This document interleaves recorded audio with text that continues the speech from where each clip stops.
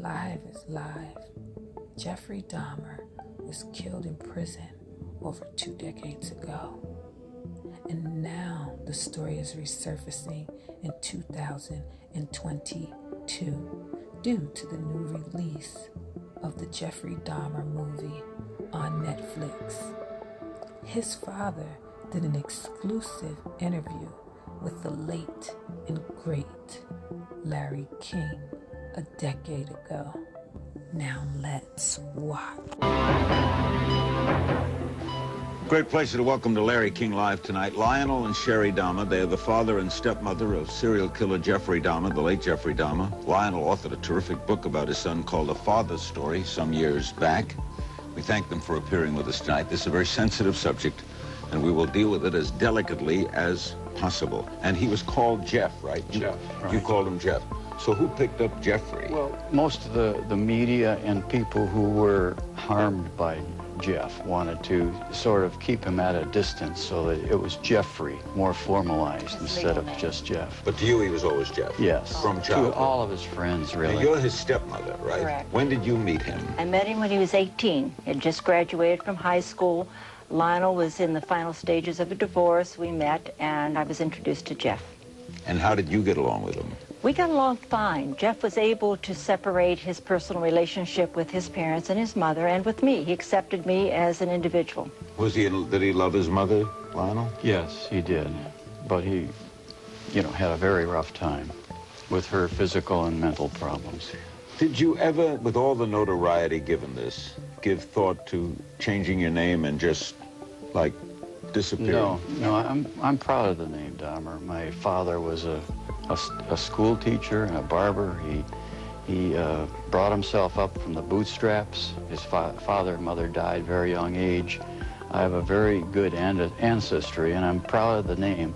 The only thing is, when we go out, sometimes we'll give a different name so that, at a restaurant, for example, so that we don't cause a lot of people to change, to move their heads around and look and, It must be terrible to live a life with a name that is the way things have felt about that name. Right, you always hesitate to. Now, Sherry, you married into this family. Yes, I did. How do you feel about the name? I'm proud of my name. I used it in the business world. I use it still. I have no reason to deny who I am. We didn't do anything wrong. No, you didn't. So we have no reason to be ashamed of who we are. Jeff also had a brother, did he not? Yes. And he did change his name, is that Yes, right? he did change. What is he doing? Well, we've promised to keep him completely secret. He has with a respect. career No, that's and right. a I family. don't know if he's specific, but is he happy? He's very happy. He's happy. We're expecting a second grandchild. Everything's going well. Oh, so that part of his life he has put aside. Were they Yes. close, the brothers? 7 years difference. So Who was older? Jeff was older. So, yes, they enjoyed themselves as brothers, but there was always that 7-year difference in interests. So they weren't as close as someone maybe that was 1 or 2 years different. Why are you coming on? Why am I coming on to talk to you? I really want to tell parents about what I think they should look for in rearing their children.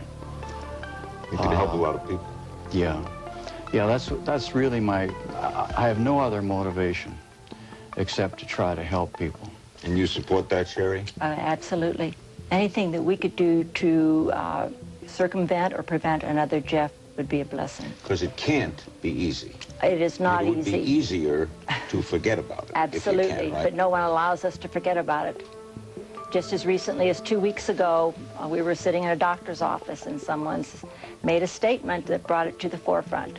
And we never know when we'll see a picture of Jeff on TV, an article. We're never allowed to walk away from this.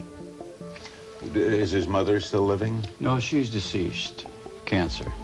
All right, the obvious thing is we have to look back as to what led to this. What are some early memories? He was born, let's get this right, May 21st, 1960, in Milwaukee. You lived in Milwaukee? What, were you in business? I was going to Marquette for my master's in analytical chemistry at that time. You played tennis at the University of Wisconsin, yes, right? later. Before before I went to Marquette, I spent 4 years at the University of Wisconsin and played tennis there. And what was your profession when he was growing up? Analytical chemist and graduate student. In Milwaukee? In Milwaukee, and later at Iowa State University. As I remember from the book, your wife had a difficult pregnancy with Jeff, right? Very difficult, yes. She would spasm, her jaw would go sideways, and we would walk her around and around. My mother and father would do the same. He was firstborn? Yes. Nothing seemed to help until we would have to call a doctor and administer barbiturates. And were there any problems with the second son? no, nothing except colic.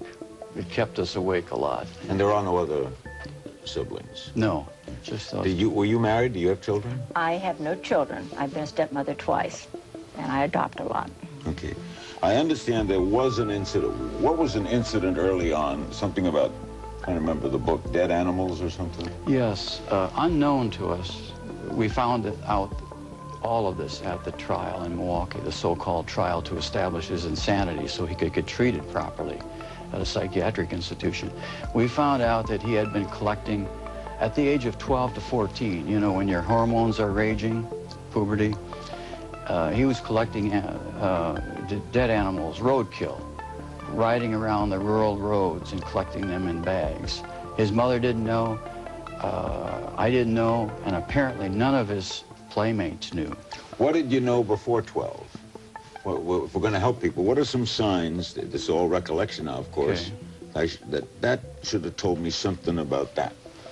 Before 12, there really wasn't, I mean, if I had known about the roadkill, that would have been a red flag. I would have done something immediately, intervened. But before that, there wasn't really anything. Would you call him a normal boy up to 12? Yeah, except extremely shy. And one of the things I'd like to tell parents is don't disregard shyness. Things can be fomenting in that young mind. Dig. Just pull out everything that you possibly can. Don't stop. Yes. Talk deeply and intensely. It'll come out, I think, eventually. I wasn't tuned to that. You know, back in the 50s and 60s, especially with men, you weren't really taught to be a psychologist. Well, there aren't many books then. Now, yes, since then. Are you saying then if someone is really shy, and we're talking about embarrassingly shy, get some psychological help too? Yes, yes. If they feel, if it's obvious that the child feels very inferior and shy, doesn't want to interact, get some help. Get some intervention by psychologist, minister, or some type of social worker. Was that completely different than his brother? Yes, his brother was very, very ebullient and outgoing, just wanted to talk to everyone, not shy. We'll be right back with Lionel and Sherry Dahmer, the parents of Jeff Dahmer. Don't go away. I know my time in prison will be terrible, but I deserve whatever I get because of what I have done. I've hurt my mother and father and stepmother. I love them all so very much. I hope that they will find the same peace I am looking for. This was a crazy man. He believed that this way he keeps them with him when he eats their body parts. We're back with the Dahmers. Now, remember, a lot of the things they learned much later. Like the dead animals. Well, you didn't know that at age 13. We were sitting in the courtroom, just stunned, without any sleep. What did he do with the animals? Well, he examined them, and he cut into them, cut them open to examine the insides of the animals. By the way, a lot of people have been telling me that they've done the same thing, but they didn't turn out like Jeff. But there was one thing that was different with Jeff. He did what most all of us young males do when the hormones kick in tremendously, and he was doing something sexually with them. And I think the neuronal connections, you know, made contact and sort of hardwired Jeff, so to speak. What did the doctors explain to you that was? I mean, what do psychiatrists say when they hear this, even after the fact? What is that illness? I forgot the formal name of necrosis? Not necrosis. Necrophilia. But do you know what causes it? Why people are necrophiliacs? Was anything said to you, Sherry? Well, not in great detail. It was not something anyone really wanted to discuss because it was so abhorrent. No one said this is the hard definition of necrophilia. No. Other than he was sexually deviant and he obviously found satisfaction with something dead. And do we know why someone who is sexually deviant is sexually deviant? No. No, not really. We had hoped with the profits from the book, we had to spend all of the profits on legal affairs, and after that I played attorney a couple of times to protect myself. But we had hoped from the profits to have Fred Berlin at the Hopkins Institute and a woman psychiatrist from the University of Arizona investigate, actually in person investigate, not just for purposes of an insanity trial establishment, but really get to the core of why he did this. He was convicted of it, and was he sentenced to death? No, the death penalty was not active. Oh, that's right. That was the time. That's why he was scheduled. Exactly. So he got life in prison. 100 plus years. Let's go back again. The spring of 1964, he had a hernia, right? Double hernia. Did that impact his mood? That was very painful. He was very subdued, to say the least, and he walked around like a little old man. I can still see him in his robe, and complained about hurting very much, and he wondered if he had his penis cut off. Did he love his brother? It affected him. Yes, he loved him, but many times he just tolerated him because his younger brother was so expressive and active that sometimes he got on his nerves. How was he to you? Jeff? Mm-hmm. How was he to me? He was, I have things that he wrote from school expressing love, and he told me that he loved me very much. And when Sherry and I went and visited him at the prison, talked to him on the phone, he expressed how grateful he was for bringing us together, for sort of a rehumanizing. Of course, you loved him a lot. I loved him very deeply. Right. He was very shy, as you say, in elementary school. Awkward? Yes. His elementary school teacher tried desperately to get him to interact with the other children, but it just didn't work. It was right after the move from Iowa State University after I got my PhD. In Milwaukee? From Iowa State University in Iowa. Well, now, when you saw it this shy, didn't you have some wonderment that something's wrong here? Yeah, we involved him in soccer and tennis and 4-H. We raised lambs and chickens and on our 2-acre property. We involved him in all kinds of activities. We interacted at school. We tried to get him together with some kids. He did have a small circle of kids. It wasn't as if he was just totally off in a corner. Did he watch cartoons? Did he like Yes. Batman? Yes. Did he like movies? We watched Popeye together every morning, Saturday morning. Did he laugh?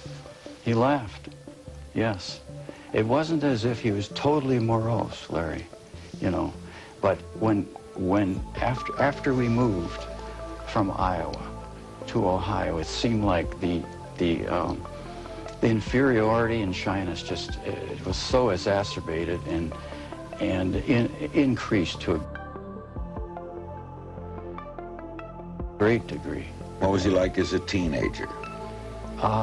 He had a small circle of friends who liked to play gags and joke around a lot.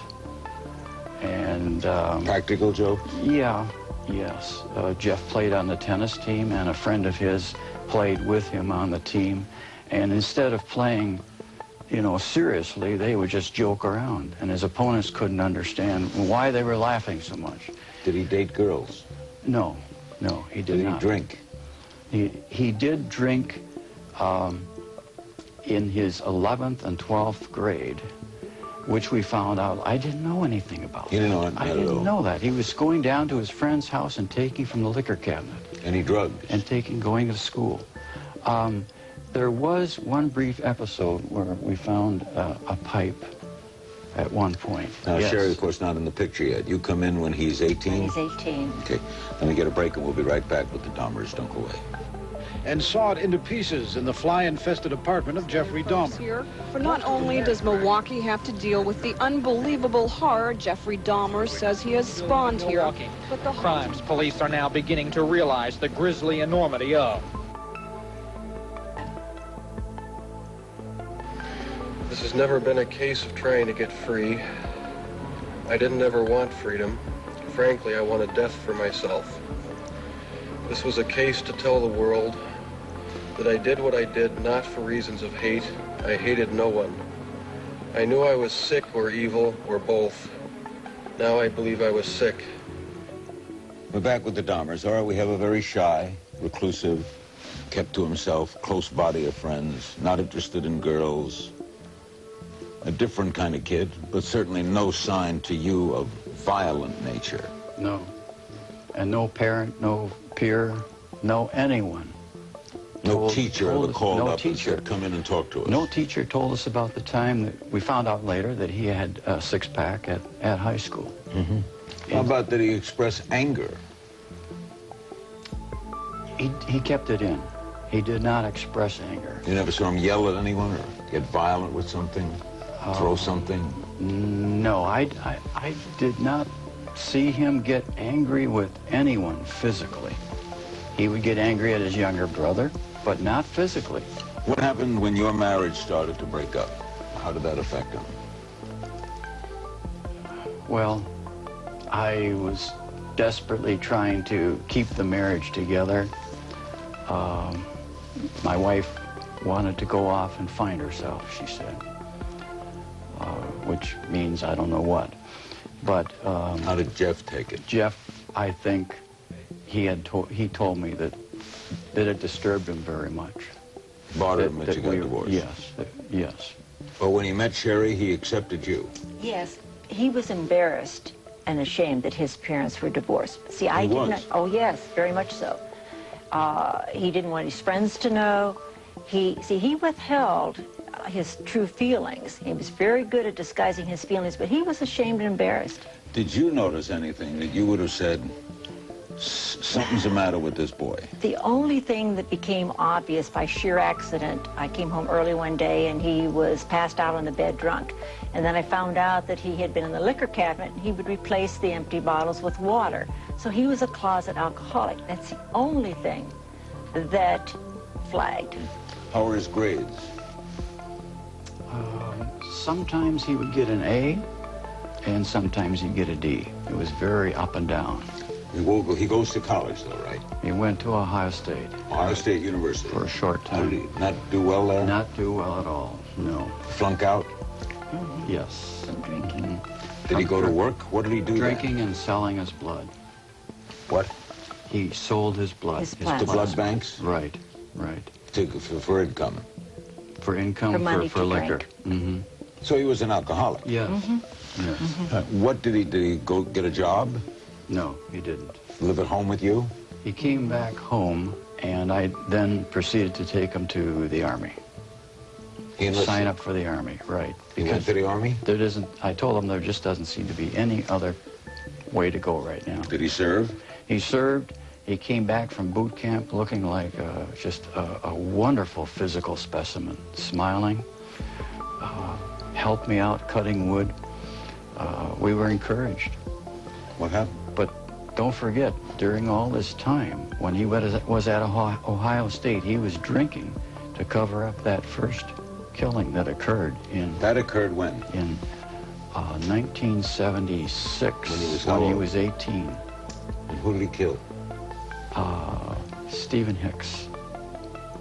This is all discovered later. Yes. When his mother left and he wanted to stay behind, he became very lonely. And that's when the first murder occurred. He was about 18? 18. He was 18, and I had moved out of the house. 17 going on 18. I had moved out of the house, and he was left alone by his mother, who moved to northern Wisconsin. Was Stephen Hicks a friend of his? No, he just was a pickup.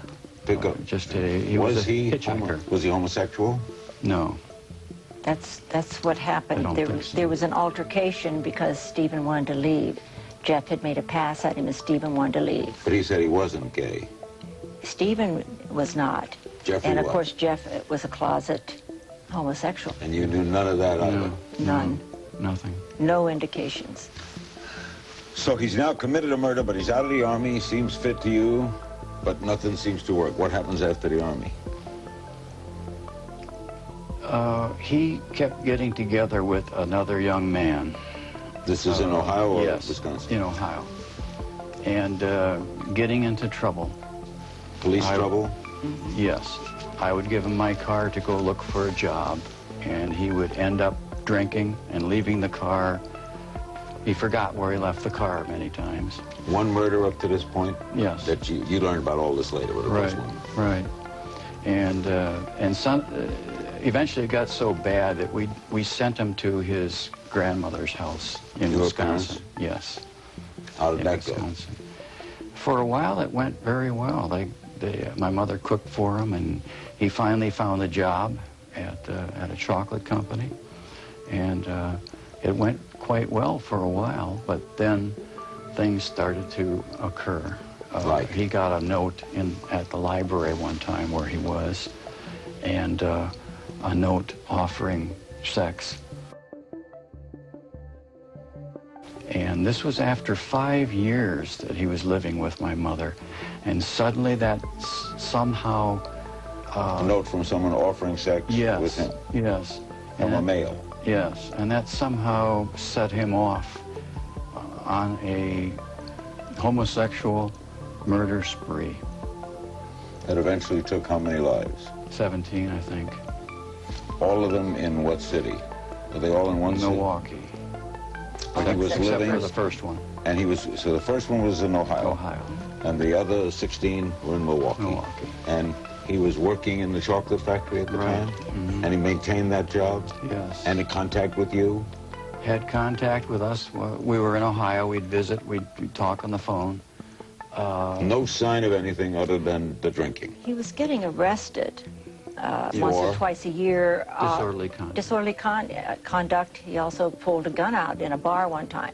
So we thought we were going up there to get him out of trouble in regards to his drinking problem. Again, no hint that there was a darker side to his life. More after this. We'll be right back. You took my 17-year-old son away from me. I'll never get a chance to tell him that I loved him. I had a chance to tell him that I loved him the last time I saw him, which will be a year tomorrow. You took my mother's oldest grandchild from her, and for that I can never forgive you. I hope you can deal with what you've done.